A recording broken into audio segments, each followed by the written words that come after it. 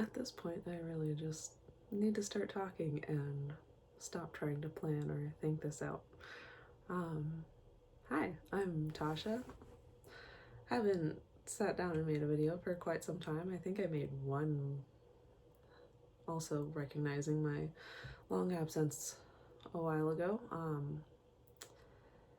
But why I'm sitting down now and making a new one today is because my firstborn daughter's birthday is tomorrow and she's turning 3. And the Lord has had me on an absolutely humongous journey on these last 3 years. And I just wanted to share a little bit about that today.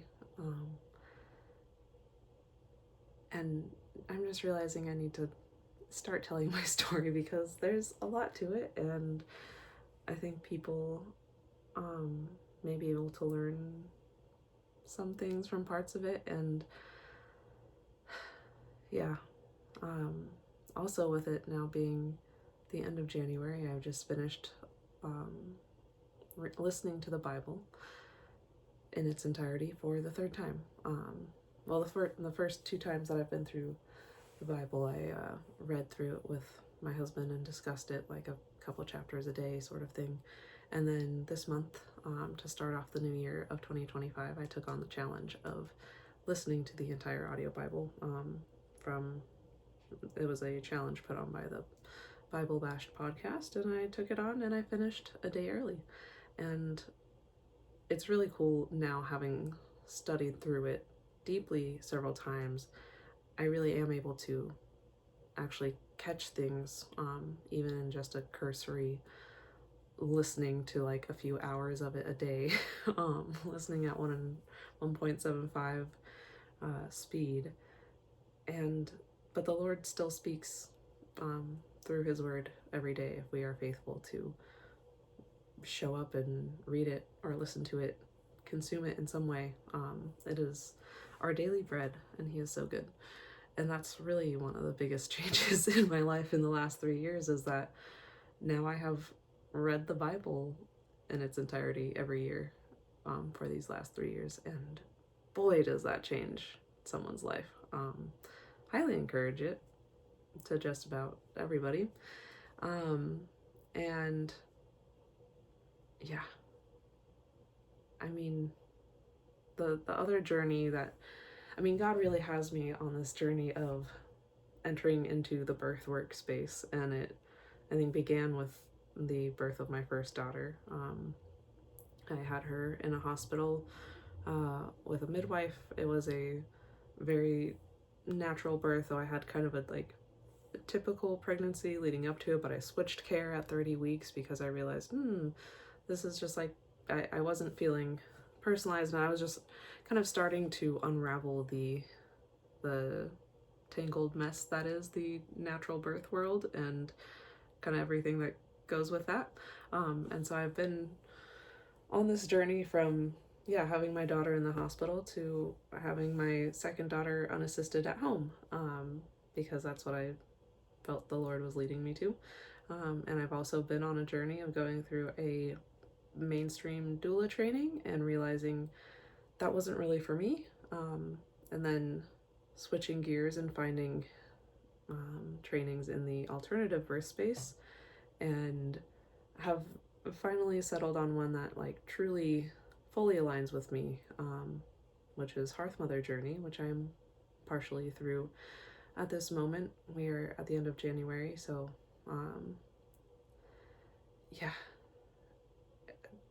the Lord is so good, and he's just brought me very far.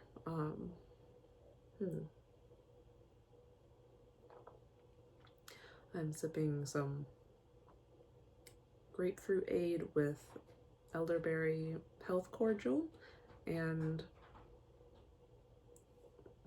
reishi and turkey tail mushroom tea, all blended together. It was just the beverage I made today. We had some grapefruits that were going bad, and so I'm like, well, let's just juice them and mix it all up.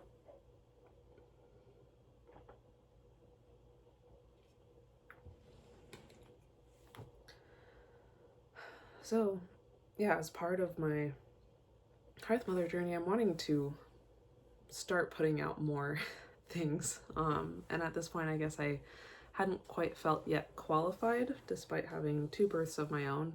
But now I have attended someone else's birth, and so that makes me feel a little more official as a birth keeper, birth worker. I'm still also figuring out my title. I think birth keeper is what I'm settling on, but so many people don't understand what that is, and I want to make sure that I'm defining it well for myself as well. I have, I think, settled on my mission being to equip growing families to glorify God with in their birth choices and beyond. I'm going to try that again because it was a little rough and I just need to practice saying it. My mission is to equip growing families to glorify God in their birth choices and beyond. And I figured that out recently, and I'm starting the process too of figuring out what that looks like. And part of it is making this kind of sharing my journey a little bit, starting to, on, yeah, why I ended up choosing unassisted birth. Well, no, that's going to be its whole own video, probably. It could be a whole series of videos. But yeah, I just want people who are maybe not sure of their options, in, like, if you're pregnant right now and you're like not sure where you do or don't want to give birth and just wondering who can be there, who, like, what control do you have over this situation. Ultimately, ultimately it's up to the Lord, and so that's important to remember. But I do want to make everyone aware that there are options. There's more than just the hospital. Like, yes, 97% of births or something, no, probably 98, I think. I should know statistics better, but I don't. I think in the US, only a small percentage of births happen outside the hospital. So it is very much the mainstream to birth in the hospital, and the Lord is in the hospital, but also there are other powers and authorities in the hospital that that you are subject to when you birth there. And that is just part of the reason why I chose not to birth there a second time. And there's a whole lot more to those stories later.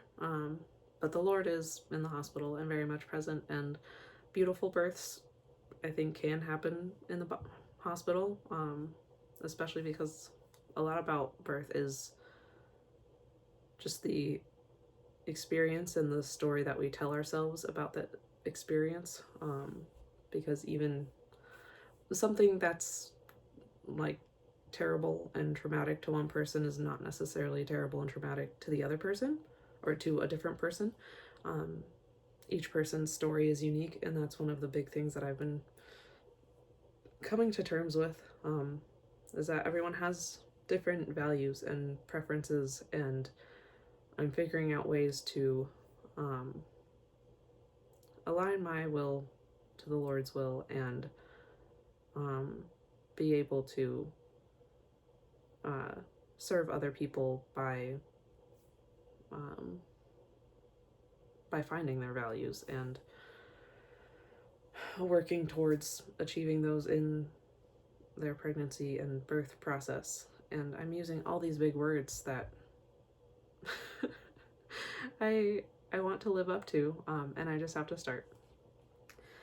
So yeah, I'm just kind of forever learning.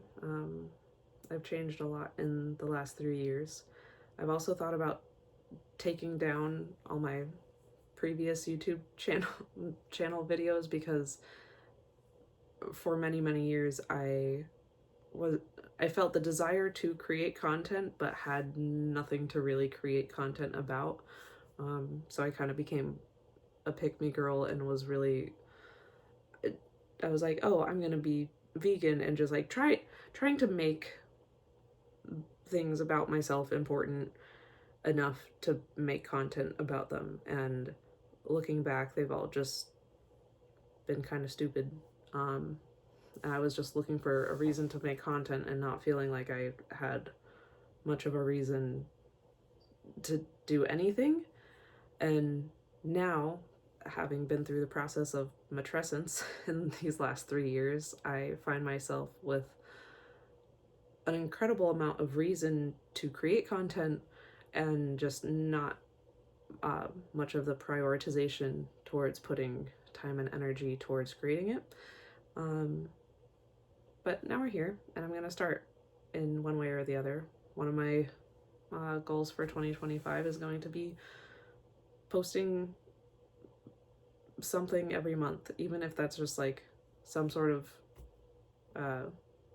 Instagram thing on my Never Been Usual birth worky stuff page, or a video here on YouTube, preferably here, because it is a form of content that I really enjoy making, and feel very comfortable just talking. And I think the nuance that lies in a lot of the topics that I want to talk about is better suited to this sort of platform. And yeah, I have made videos in the past, and I've decided I'm going to keep them up because I think it's very important for people to be able to see the change in a human. And I don't even really have a subscriber base or anything. There's maybe like 100 or something people that when I start posting videos again, if those accounts are even still active, they're gonna be like, who's this girl and what's she doing now? Why is she talking about unassisted birth intentionally? And I'll just be like, hey, the Lord works in mysterious ways. And at some point I will share my testimony, and I mean, there's a lot that I can do here. I just have to start. And so I want to encourage you that if there's something that you're supposed to just start, that like this is scratching an itch that I have been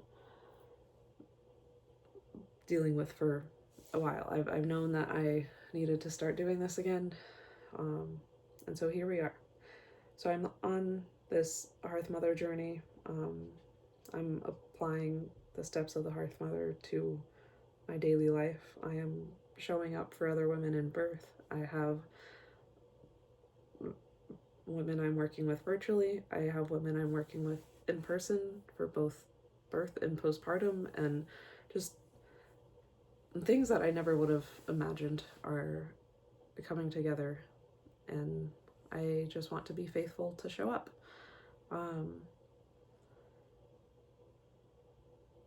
So I think the point of this is read your Bible and do that until there's something that you're actually passionate about, and then get so caught up in pursuing that passion that you forget to try to make people look at you for whatever reason. This is such a weird rant at this point, but the Lord is leading me all the time. He's humbling me all the time, and he is with us. Like, what else can I say? So I guess I'll just rant a little bit on birth for a minute. Because earlier, at some point last year, I'll just start name dropping, I guess, so anyone who's in this kind of weird hemisphere of birth will maybe have some context of what I'm talking about. So I did RBK school, Radical Birth Keeper school, in 2024, and at some point during that was like kind of all on this board of like, oh yeah, I'm never going to attend a birth in the hospital again. Again, meaning like besides the one that I had had myself. But having that sort of declaration just didn't quite sit right with me, and I realized it's because that was a manifestation of still my rebel heart of like wanting to be the one who decides and chooses things for my life. And time again, the Lord has taught me that that's not how things work. Actually, He is the one who has sovereignty over my life and not me, especially as a believer who says that I want to submit to His will. Sometimes He just has to say, yeah, you say you want to do this, so do this. I'm like, oh, okay, yeah. Yeah, from who I ended up marrying to like y'all, I was dating someone else when I went to college, and my husband, now husband, basically was just very patient, and within a month I had broken up with the guy and immediately got with him. So, and now we're married with 2 babies to raise on earth, and God is just so good. And I changed major and graduated, but dropped a class, didn't end up, I mean, I did use my degree for a little bit, but then I'm not really, I just this, there's so many details that I could get into, but yeah, the Lord humbles me, and I was rebellious for a long time and wanted to think that I knew exactly what I was going to do, and yet was forever stressed that I didn't know what I was going to do. And so somewhere in the process of crippling postpartum depression bordering on psychosis, because I definitely was hallucinating at some points, that was very scary. At some point I just had to submit to the Lord and realize that there is truth in His word, that He is just and reliable, and I could never be. That is without His grace and provision. Yeah. At some point I just had to be like, you know what, God, if I'm supposed to be here and doing this, then I'm just trusting that You're taking care of it, because I was just in a spot of so victimizing myself to like my circumstances, which were so not even bad. It was truly a pathetic pity party, wallowing in, yeah, like, oh, my life is so hard being like, and yes, I think there are some societal factors as to why being a more like traditional stay-at-home wife of young kids without close family or community support around is very hard in this day and age, but it's not hard actually. And I was making way more of a fuss for myself than was actually necessary, because wow, my problems were not really problems. But there were things that I needed to learn, like self-control, and other fruits of the spirit, like patience and kindness, and realizing that I had to actually take care of myself and be responsible for myself, and get enough sleep, even, and not be just like staying awake to have me time. I had to die to myself and live for other people, live for the Lord, namely, but in doing that, realizing that my calling was to serve other people, like my husband and children. And it was hard, but eventually I realized that it was the better way, and that there was a lot more joy to be had in pursuing what God was calling me to. And I just want to encourage other women to be okay doing the same, because it's not what I would have thought I wanted. I even just even 3 years ago, I was a very, very different person. I had short rainbow hair, and would have identified as a lot of different things that I absolutely have discarded now. And I just put on the identity of Christ, and everything has changed for the better. And I mean, birth is wild. Motherhood is absolutely transformational. There's so much imagery of it throughout the Bible. Like, I just constantly, there's just like little drops of like a woman in labor, like about to give birth. Well, like it's both male and female were created in the image of God. Like there is so much of our like feminine nature that is just directly from God, and we are reflecting that, and just the opportunity to house life that is not my own is absolutely phenomenal. Like I can't believe that I am so privileged to partake in such a everyday thing that is like so ubiquitous and yet so otherworldly, because it's another human being, another image bearer of God coming into the world. It is such a high honor to be a woman and to have that capacity, the natural capacity to create new life, not by my own means, but only by the means of the Lord. That's another big part of my story, is that only the Lord opens and closes the womb. You may have noticed I spoke to that I have 2 babies earthside to care for. I've been pregnant 4 times, and I had 2 early miscarriages, and those were other deep valleys on this journey that I'm on through birth work, and realizing that birth work is death work, and that there is grief and loss because we live in a broken world. But there is yet so much hope in the future glorification. And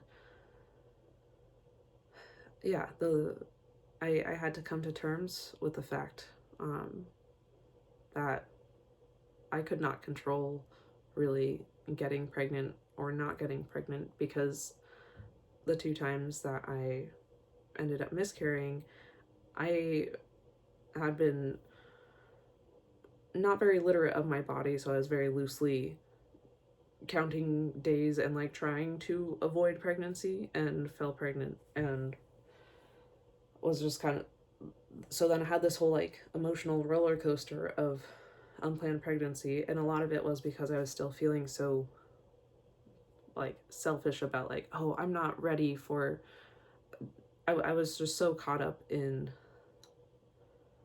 everything from my first, and just how I felt so sorry for myself, and how hard like mothering was, doing all the right things.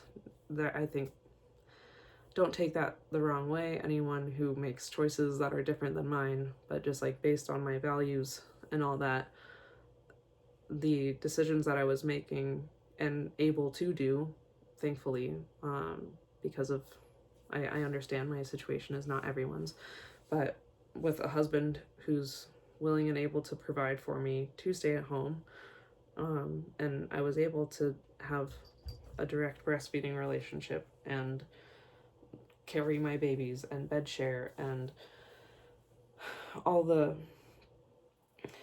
and do elimination communication and all the like high touch like parenting things, and I was choosing to do them, and yet I was feeling so sorry for myself in choosing to do them, because I was like, oh, isn't it so hard? But no, it's all hard, kind of, no, like motherhood is hard, no matter like what ways you're kind of doing it or not. Everyone has their own challenges, and there was just a lot of dying to self that needed to happen for me. And in doing so, I realized that I was not willing to accept the Lord's blessings because I thought I knew better. And it took twice for that to really sink in. And I think also because I statistically expected to experience one miscarriage in my life, I was like, oh, yeah, what, like 25% of women do, or I think it's more than that. I'm not really sure, but I think I've just heard the number 1 in 4 women will have a miscarriage. So I was like, yeah, that just sounds like it'll happen. But then having 2 in a row, kind of back to back, just a couple of months apart, was then rough. Because even though I was avoiding pregnancy, I still wasn't going to, like, I believe abortion is murder, and so I would not do that. So I very quickly came to the terms of the fact of like, oh, so I swapped from unplanned, unwanted to like, oh, but yay, pregnancy, it's exciting. I was able to shift like within a matter of hours, days, to the idea of like, oh yes, this is going to be a good thing and it's okay because there's 9 months to figure it out. And then getting shifted into that mindset, and then bleeding starting, and knowing like pretty immediately the first time. The second time I didn't know as immediately. It was a bit more questionable what was going on. So, and then just having the loss being ripped away was also very humbling, and just realizing that I was not open to receiving blessings from God, and that it even made things more dramatic than. So yes, I did feel the loss, but I just can't help that but think that my unwillingness, my kind of spiritual rejection of the idea, could have contributed to the loss. And that may not make sense. That could come out completely wrong, but I'm hoping you would understand what I'm trying to say here. And then thankfully the Lord had not closed my womb forever. Although I just humbled myself and submitted to him, saying, Lord, you are the one who gives and takes away, and I cannot control getting pregnant, obviously. I cannot control staying pregnant, obviously. And it's all up to him, really. And I think for me, I was making an idol out of avoiding pregnancy for a lot of time in my marriage. And no longer is that an issue for me. And it still rears its head as a temptation from time to time. I mean, after the birth of our second daughter, my unassisted birth, my cycle came back at 7 weeks. And so you bet I was tempted to make an idol out of avoiding pregnancy for the sake of like not wanting to lose my supply and making sure I could breastfeed for there was just a whole host of reasons why I was like, do I need to start caring? And no, I did not need to start caring, because at this point we haven't avoided anything, and I'm still have not. Sorry, my cats are fighting. The Lord, it's all in his timing. At this point, I'm not concerned if I am or am not, because I want to be a good steward of my body, whether I am or not. And so that means that I'm kind of always treating myself as if I could be a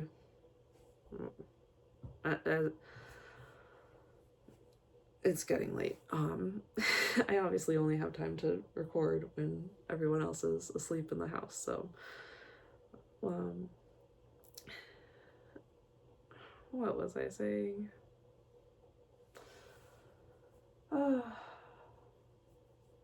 Yeah, basically, I'm not in control, and so I've surrendered much of it to God.